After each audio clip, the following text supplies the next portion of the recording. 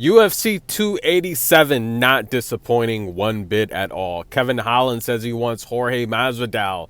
But wait, will that ever happen? Aljamain Sterling Cejudo, not on this card, but guys, that's coming up. Who do you got? I'm taking Aljamain Sterling Cejudo. You should have signed up for a couple tune-up fights. Come on. Rob Font is back. He looks amazing on his feet. But listen, guys, Gilbert Burns, Street Jesus. Jorge Masvidal said Gilbert Burns could not hold his jockstrap in his prime. He said he's only fighting now for championships. Gilbert's not in his class. But listen, guys, how would this bout end?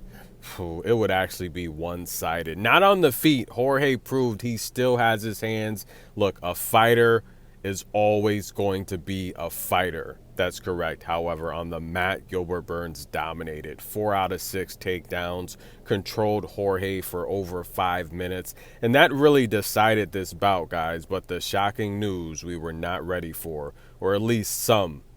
Jorge Masvidal called it a career, ladies and gentlemen. Look, I said it time and time again.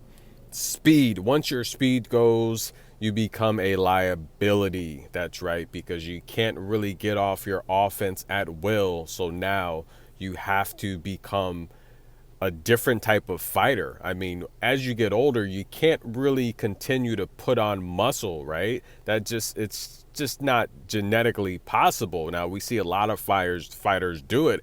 And of course, they get suspended for doping, using PEDs. But the reality here is Jorge Masvidal, he lost his speed and he lost his chin. We saw Usman just knock him out. And when you lose your chin and your speed, it's time to call it a career. Now, he's been doing it for well over 20 years. I can remember watching him, Kimbo Slice, rest in peace, backyard brawling on VHS cassettes.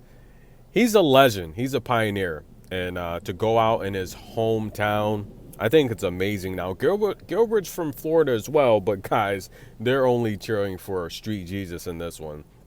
But the loss to Covington, I mean, there's just no way he could get the title in this division. It's too stacked. He's getting older. He's been fighting for over 20 years.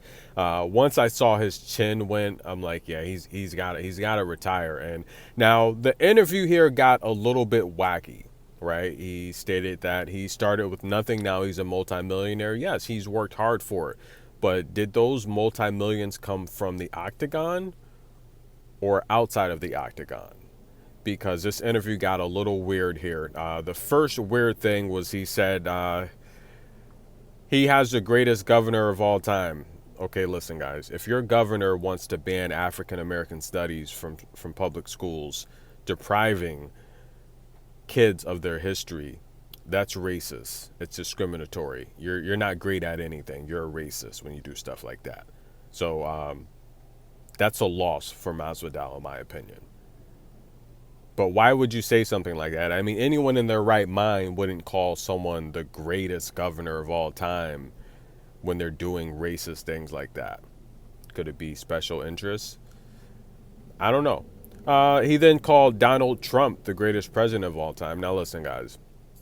We're not going to get into judging presidents, right? Because there's a lot of them. But you can't be a great president when you're on TV degrading and insulting, different races. When you're a president, you're supposed to represent all the people, all of the American people, all the colors, all the races. You can't get on national TV and disrespect certain demographics. It's racist. It's insulting. You can't be a great leader and do that. Leaders don't do that. So I'm not sure what's wrong with Jorge. I'm not sure if he's taken too many blows to the head. But look, has Donald Trump, has he done good things for people? He has. Has he done a lot of bad things for people? He has. So therefore, you're automatically disqualified for being the greatest president of all time. When it comes to me personally, and I'll be honest with you, I don't vote Democratic or Republican. I don't. Okay, because I'm not for any of those parties. Okay, I don't play that game. So you're speaking to someone that you can't run that game on me. So, no, Donald Trump is not the greatest president of all time.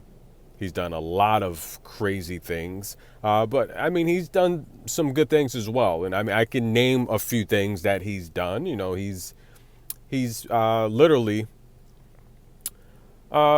he's passed some executive orders that I think were really good to help people. You know, he passed several executive orders to help minorities, especially when we're dealing with things like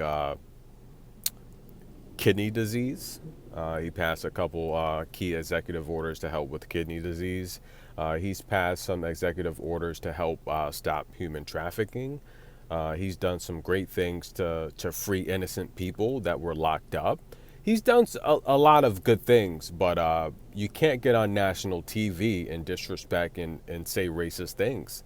I mean, because that's all people are going to focus on. They're going to focus on the negative and forget that, well, you signed a lot of economic stimulus bills to help inner cities and do things like that and real estate development. But you've also said a lot of racist things. So which one is it, you know? But nonetheless, we're getting too political here. But yeah, I do think Jorge possibly has taken too many blows to the head, because your governor, anytime you're banning the history of a people, that's racist, you know, and you can't be great for that. Nonetheless, guys, Jorge retires. Whoa, that went completely left field, didn't it? He retires, guys. What do you think of his career? Comment below. Do you think he could possibly compete with Kevin Holland? Let me know.